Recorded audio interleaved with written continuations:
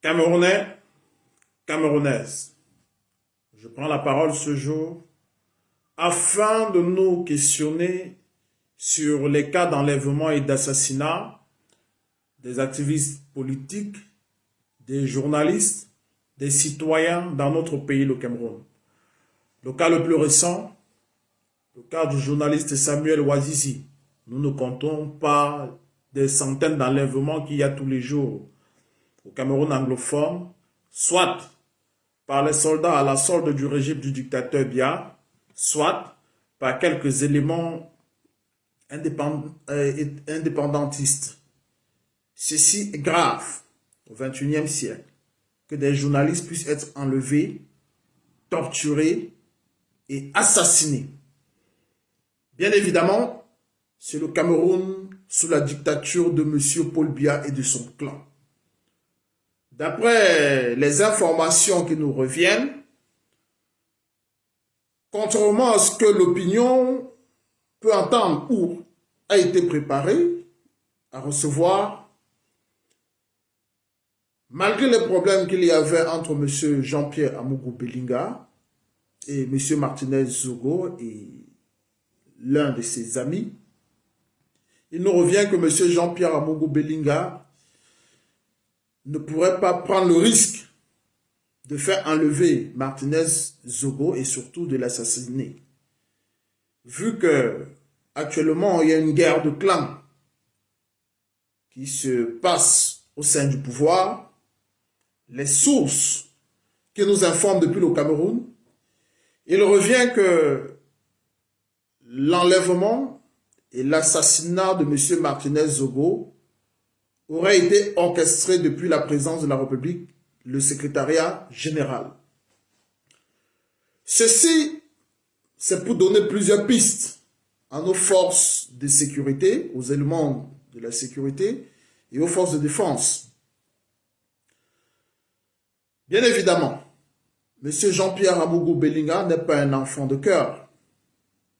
Mais il serait stupide, au moment où vous avez un conflit ouvert devant les tribunaux et sous le feu des projecteurs avec un journaliste, que vous puissiez faire enlever ce journaliste et l'assassiner. Vous comprenez qu'ici, il y a probablement des personnes tapées dans l'ombre qui sont décidées à faire couler le clan de M. Samuel Vondoayolo, y compris lui Paul Motazé et M. Jean-Pierre Amougou Belinga, en faisant en sorte que M. Jean-Pierre Amougou Belinga, dans l'affaire actuelle du journaliste Martinez Zogo, soit immédiatement interpellé, si possible.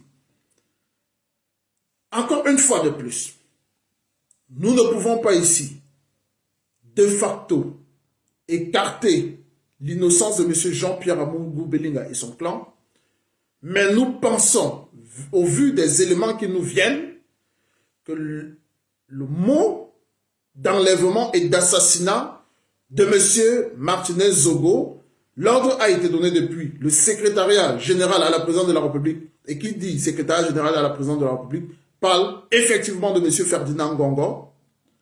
Il faudrait effectivement que la police camerounaise, la police criminelle puisse mener ses enquêtes et puis établir les responsabilités.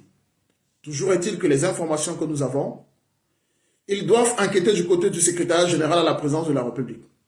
Parce qu'il faut être fou pour avoir un conflit ouvert avec un journaliste, comme c'est le cas de M. Jean-Pierre Amougou Belinga et Martinez Zogo, faire enlever et assassiner ce journaliste, tout en sachant que le premier coupable ou le premier suspect serait lui, M. Jean-Pierre Amougou Belinga. Donc nous prions le peuple camerounais d'être vigilant. Et nous demandons à la police camerounaise de mener ses enquêtes jusqu'à l'intérieur du secrétariat général à la présidence de la République. Je vous remercie. À la famille de M. Martinez Zogo, nous adressons nos condoléances les plus attristées. Voilà pourquoi nous nous battons contre cette dictature féroce qu'il y a au Cameroun et toutes ces tentacules.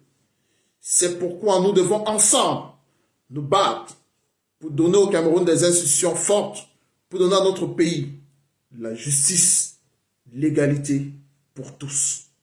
La patrie ou la mort, nous vaincrons. Merci d'avoir regardé cette vidéo avec nous. N'oubliez pas de faire un tour sur notre page, de vous abonner et de cliquer sur la cloche de notification. À la prochaine pour un autre numéro.